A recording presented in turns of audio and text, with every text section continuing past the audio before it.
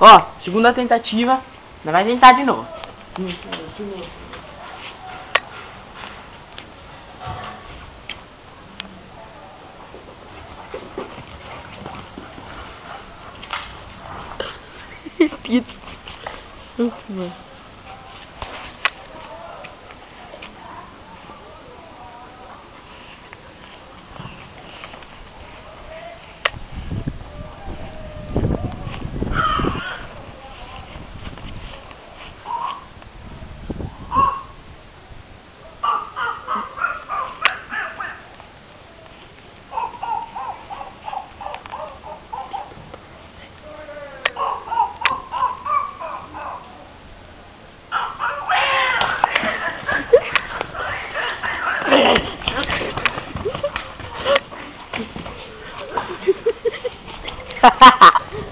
Agora deu certo.